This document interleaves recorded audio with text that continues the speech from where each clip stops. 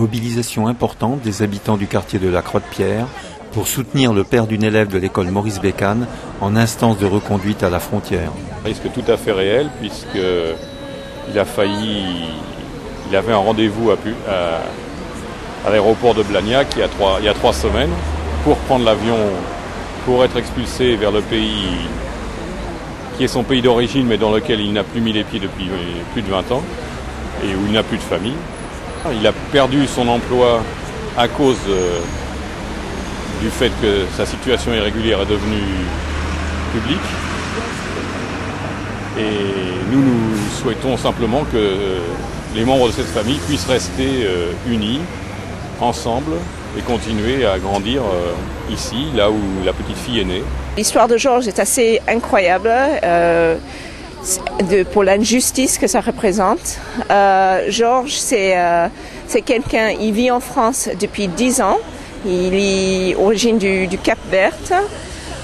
C'est en 2006, il a obtenu une autorisation de travail et tout de suite, il a obtenu un travail en tant que maçon qualifié avec un contrat de travail indéterminé et un employeur qui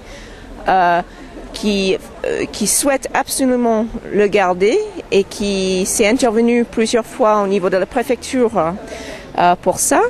En 2008, la préfecture a revoqué son autorisation de travail et a décrété cette reconduite à la frontière. Cette famille est parfaitement intégrée, très appréciée dans le quartier. C'est des bons citoyens, c'est des gens qui ont toujours suivi les scolarités de leurs enfants. Georges a toujours payé ses impôts. Il avait un travail, il a un employeur qui veut le garder. On ne comprend pas. La situation de Georges est symbolique des dysfonctionnements de la politique d'immigration en France, comme le soulignent les élus de l'opposition. L'action des élus socialistes et de gauche qui se mobilisent dans le pays pour soutenir des familles, des enfants, des personnes établies depuis de longues années dans notre pays et qui aujourd'hui se voient menacées d'expulsion. C'est un gars qui ressemble à tous les autres cas. On a eu l'expérience d'un Algérien qui s'est fait expulser il y a quelques jours alors que sa femme et ses 2 enfants sont sur le territoire national, que ses parents aussi, que ses 4 sœurs, dont 2 sont françaises, sont d'ici.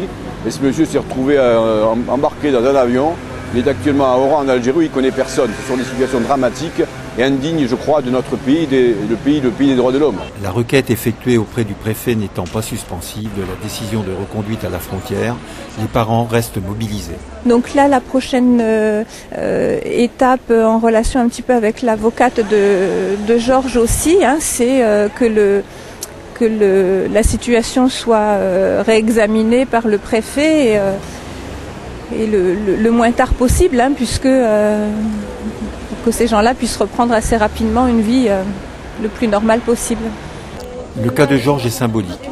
Georges parle français, a un travail en CDI, sa petite fille est scolarisée. C'est une famille parfaitement intégrée dans le quartier qui aujourd'hui a son destin entre les mains du préfet.